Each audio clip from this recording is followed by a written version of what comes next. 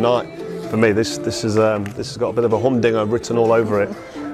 Kuzmin's going to come to win, decent puncher, and Bakole, you know, he's potentially a little unpolished gemstone because he's potentially got a good future of him. But you know, we need to see him really put a performance in, and he's got a perfect opponent to show us that he means business and put in a performance. And if he does, you know, he's got some potential moving forward for a big fight. And that's the thing, the opportunity that lies ahead of them, that carrot that's dangled, that they know a win could see them move into the top echelon of the heavyweight division. Well, Cal's spot on about this could be fight the night. We were talking about it off air, and I'm going to nick what Cal said about... Do your own work, Barry. It's the unknown with them. They're both doing well, but what level they're at, we're not quite sure. So it's not exactly a crossroads fight, but it's a great fight to find out where they are. The Bakole slips and slides lovely. Kuzmin's been more route one. So you know they're going to come and meet each other. So yeah, again, as Cal said, this could seal the show. Both only got one loss to the same opponent, Michael Hunter, as well. So you know, Hunter throws a lot of shots and he's got a decent work rate and he's quite skillful, Hunter. So it's not a bad loss either for both of them. They'll both be coming into this feeling like they're undefeated in that sense. My only worry for Bakole is that he dips to his left, he slips and slides lovely coming forward, and he's a bit methodical with his work, but he reaches the target quite well, and he got a decent right hand. When he slips to that left, Kuzmin, that his right hand, proper, like Eastern European type square shoulders, will punch right on the guard, and that might play into his hands possibly. How do I look to you on scales? Like two giants, really, but then that's you could say that. I knew you were going to say for welterweights, for me, to be honest. they both look. Listen, you know, it is what it is, isn't it? No, they're both big guys, and Bakole looks in better shape than Kuzmin. But you can't. Really it's heavyweight. If you've learned anything in the heavyweights, no, heavyweight division, Joshua. Anything goes. You know, don't judge a book by its cover in the heavyweight division. Tactically, how do you think it will play out?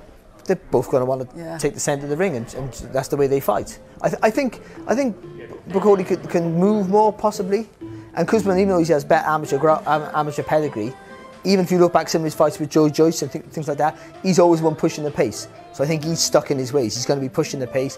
Bakole's going to try and meet him in the middle, but I think he's the one who might give ground to get some more space for his work. I fancy Bakole actually, but I'm not confident about that. Of course, Bakole's been doing some sparring with Anthony Joshua as well.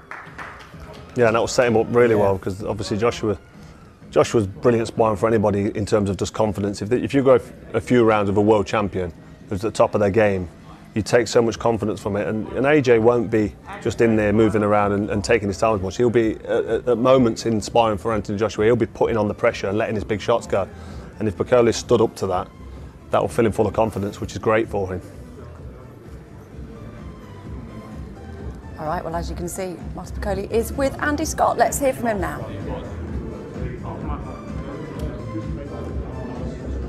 Let's get your shirt on, John.